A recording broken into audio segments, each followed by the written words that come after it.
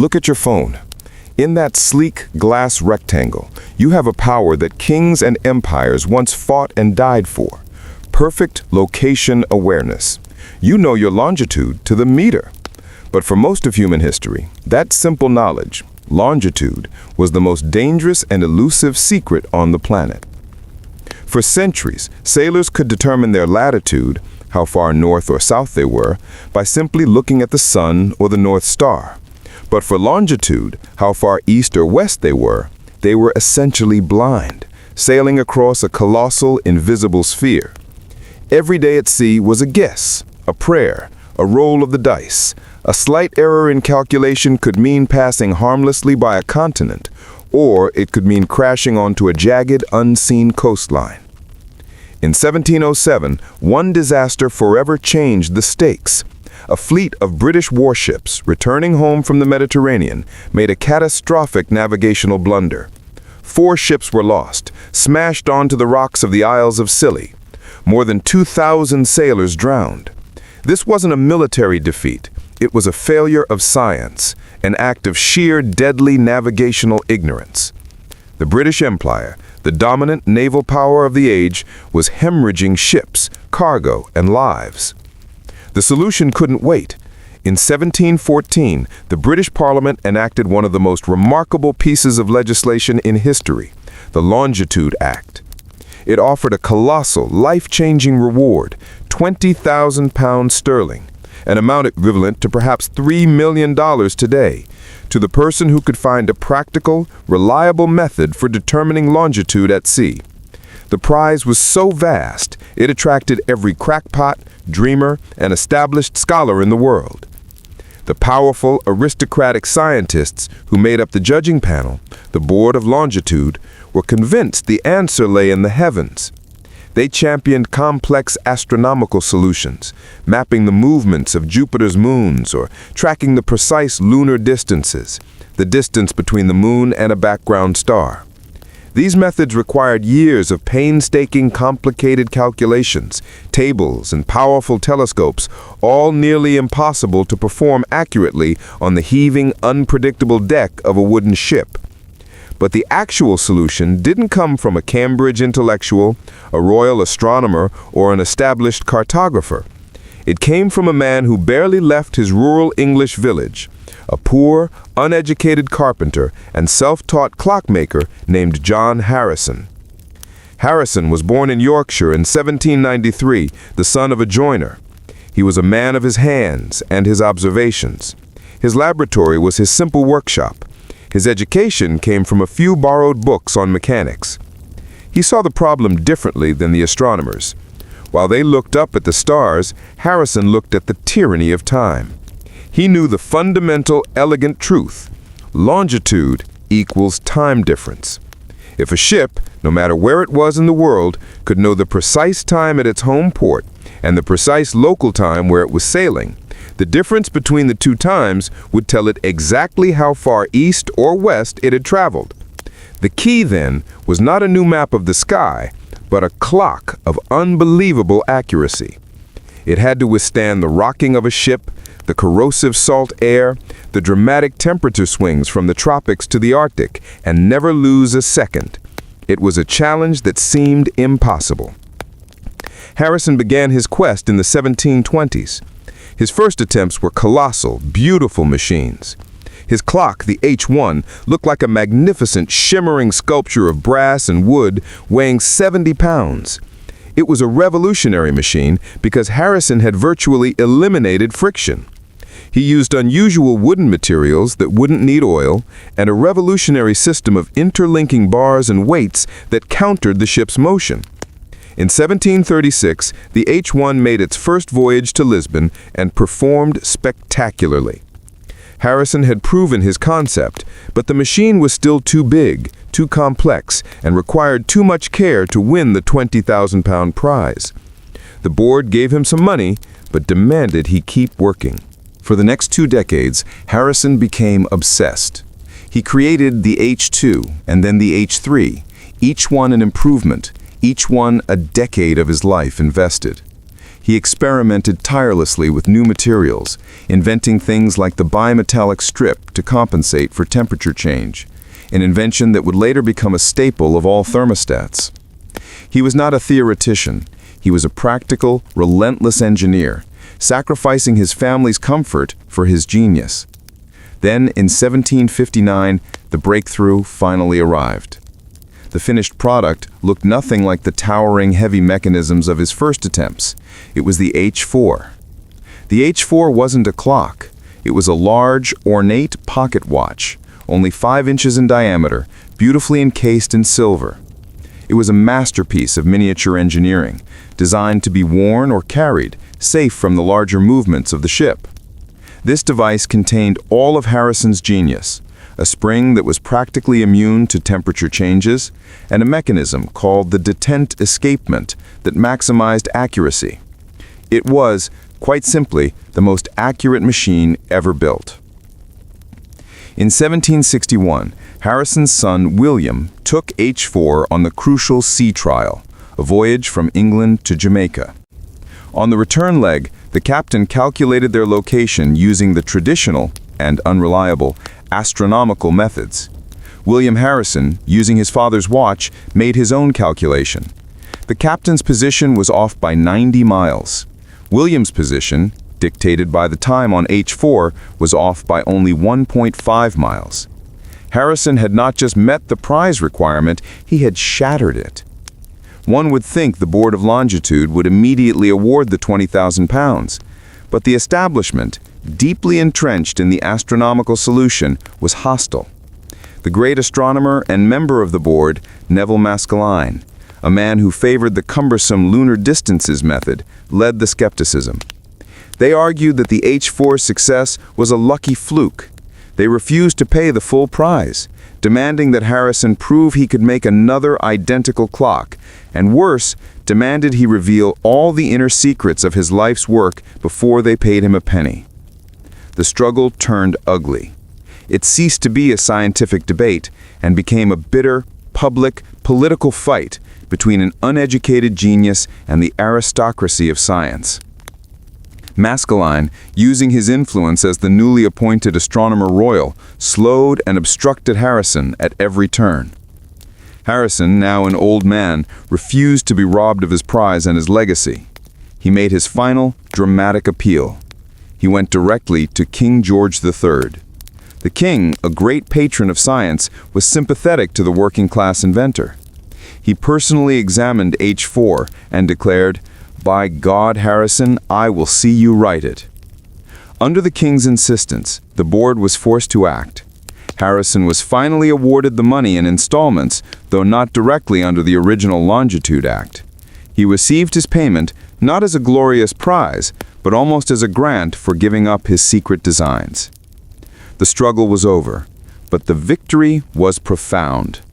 Harrison died in 1776, a wealthy man, but more importantly, a vindicated one. His chronometers, reproduced by subsequent clockmakers, immediately transformed seafaring. Where captains once sailed blindly, they now knew their precise position. Shipping routes became safer, faster, and more efficient. Global trade exploded, and the age of true, accurate exploration began. The next time you look at a GPS map, or simply rely on a clock, remember the name John Harrison. He was the lonely genius who solved a multi-million-dollar puzzle, not with textbooks and theories, but with his hands, his intuition, and 40 years of stubborn, unrelenting work.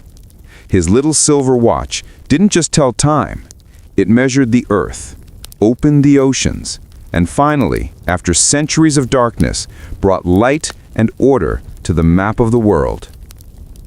The modern world runs on Harrison's time. We are all living on the grid he created. The return of William Harrison from Jamaica in 1762 should have been a moment of triumph, a celebration of a challenge met and a fortune won. The H4 watch had proven unequivocally that a clock, not the stars, was the key to longitude. But for John Harrison, the victory was only the beginning of a 40-year war. The initial reaction from the board of Longitude was not congratulation, it was immediate, deep-seated skepticism and hostility. They were the establishment. They were astronomers, mathematicians, and political figures, men who believed that truth must be found through calculation, not mechanism. They felt that a simple, uneducated carpenter had no business solving a problem that had baffled the finest minds of Europe. The astronomer royal, Neville Maskelyne, was their figurehead. Maskelyne passionately advocated for the lunar distances method, a method that required his own painstakingly compiled astronomical tables. If Harrison won, Maskelyne's life's work would be rendered obsolete. The board's reaction was insulting and infuriating. They acknowledged the remarkable accuracy of H4, but they refused to award the full prize. Instead, they offered a meager fraction, claiming the success was a fluke, a matter of luck. To receive any money at all, they demanded that Harrison turn over his H4 watch to them for inspection, and critically, that he disclose all his secrets, the detailed drawings, the assembly instructions, the unique materials, before they committed to paying him the full amount. Harrison, now in his late 60s, was furious, but trapped. He knew that once his secrets were revealed, others would copy his design, claim the credit, and he would be left penniless, having solved the greatest scientific challenge of his age. But he had no choice. Over the next year, under intense pressure, Harrison painstakingly drew up the plans. Maskelyne and the board then tore the clock apart, studying every minute detail, while refusing to award the prize. They insisted that the solution must be reproducible. So, Harrison began work on a fifth chronometer, H5, a precise copy of the H4 to prove it was no fluke. While he did this, the board launched a full-scale campaign to undermine him. They actively promoted the lunar distances method, which they had now simplified and championed as the true solution. When Maskelyne took over as the Astronomer Royal, he gained control of the Nautical Almanac, the crucial publication that all ship captains relied on for navigation. He used this official position to promote the astronomical tables and largely ignored the success of Harrison's chronometer. The years dragged on. Harrison, now frail and increasingly bitter, saw his life's work copied, but his pockets remained empty. The board held the purse strings, and they simply would not pay. It was a classic case of institutional bias and ego fighting against empirical fact. But Harrison was a man who understood persistence better than any astronomer. He refused to give up the fight. His only path around the rigid, hostile board lay in the highest authority in the land, King George III. In 1772, the elderly John Harrison, with his son William, presented his case directly to the young king. King George III, known to be a man with a keen interest in mechanics and innovation, was immediately sympathetic to the inventor's plight. He found the board's treatment of Harrison outrageous. The king personally took H5 and had it tested at his private observatory in Richmond. After 10 weeks of rigorous testing, H5 proved to be accurate within 1/3 of a second per day. The king was done with the bureaucratic obstruction. He slammed his hand down and reportedly declared, "By God, Harrison, I will see you righted." With the immense pressure of the crown now behind him, the board was finally forced to act. They capitulated, but did so grudgingly. They did not award the money under the original Longitude Act, which would have meant admitting Harrison's method was superior. Instead, they granted him a total sum that finally brought the prize money up to the £20,000, framing it as a royal grant for a service rendered to the nation. Harrison finally received his reward in 1773, at the age of 80. He was vindicated, but the struggle had consumed his life. He died 3 years later, in 1776, the same year America declared its independence, a fitting end for a man who had helped secure the future of global maritime power. John Harrison never fully received the scientific honor he deserved in his lifetime. The establishment spent years trying to diminish his contribution, but the oceans themselves would not lie. As his chronometer designs were copied by others like Larkham-Kendall, they began to fill the ships of the British Navy and eventually every global fleet. The chronometer made the accurate map possible. It ensured that explorers could find undiscovered lands, and more importantly, that merchant vessels could find their way home safely, fueling the rise of international trade and making the vast, complex global network we take for granted possible. Harrison's achievement was not just a scientific victory, it was a profound democratic triumph. It proved that genius does not reside solely in the halls of power or the libraries of the elite, but can emerge from the quiet persistence of a determined working man. He took the measure of the earth not with telescopes pointed at the heavens, but with springs, gears, and a genius that was truly ahead of its time. The New World Grid from H4 to GPS. John Harrison finally achieved his financial reward, but his real prize was the transformation of the planet he had set in motion. He died in 1776, a few months before the founding of the American Republic. A historical irony, perhaps, that the man who made British naval dominance truly global passed away just as Britain was losing its grasp on its most prized colonies. The legacy was not in the gold, but in the replicability of his idea. Harrison was not just an inventor, he was a pioneer who solved countless sub-problems of physics and engineering. The gridiron pendulum, the bimetallic strip, the nearly frictionless grasshopper escapement, these were individual masterpieces of horology that others quickly adopted. While the board was busy fighting him, other clever clockmakers, like Thomas Earnshaw and John Arnold, took Harrison's revealed plans and began simplifying and mass-producing marine chronometers. These new, rugged, and reliable timekeepers did more than just save lives. They changed human geography. Before Harrison, maps were often wildly inaccurate. An island could be charted in two dramatically different longitudes because no two ships could agree on where they were.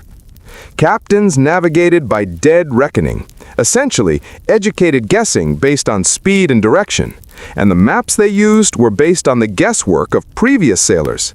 This meant every voyage was a risk, every route indirect.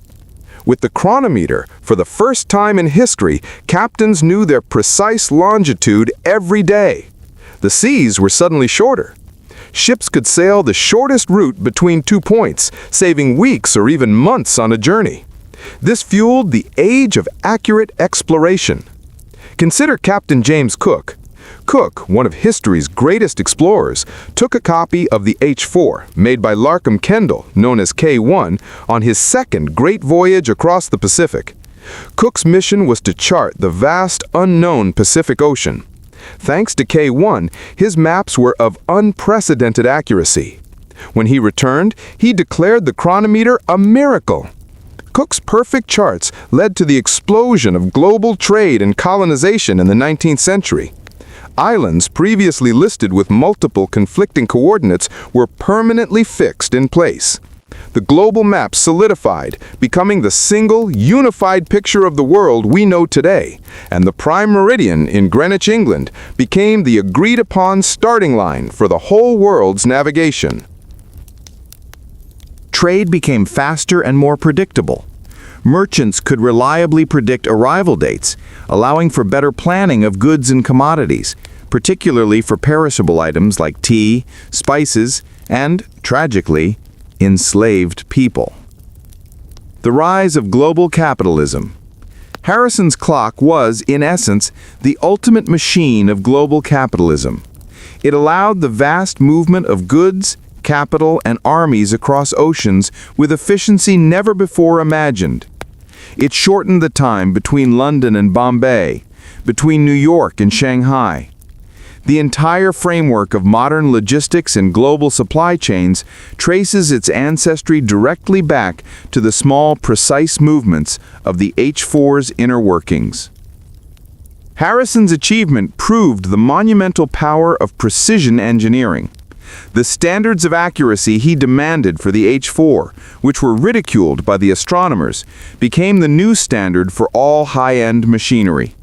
His work forced mechanics, scientists, and manufacturers to achieve levels of meticulousness they never thought possible, laying the technological foundation for the Industrial Revolution. The end lesson: the underdog's triumph. The story of John Harrison endures because it is not just about a clock. It is about persistence against the odds. It is a story highly relatable to the American spirit, the self-made individual, the outsider who challenges the elites, and the power of practical, empirical genius over entrenched theory. Harrison was rejected not because his solution failed, but because it worked too well and in the wrong way. The board of Longitude desperately wanted the solution to be their complex, intellectual, and astronomical method. Harrison's simple, elegant mechanical solution was an insult to their professional pride. Yet his stubborn, single-minded focus, his belief that a problem of global magnitude could be solved with springs and gears, ultimately prevailed. Today, we no longer use a mechanical chronometer to find our longitude. Your smartphone, relying on the Global Positioning System, GPS, tracks your position in real time everywhere on Earth. But GPS, too, relies entirely on perfect timekeeping. Each GPS satellite contains multiple atomic clocks, and your phone calculates your position by measuring the infinitesimal time difference between the signals it receives from those clocks. The fundamental principle is exactly what John Harrison realized 3 centuries ago. Longitude is time difference. He was the first man to tame time, to wrestle it from the vast, indifferent heavens and place it, ticking reliably, into a wooden box. His wooden box saved millions of lives, birthed the age of global commerce, and built the invisible grid that underpins our modern, interconnected world.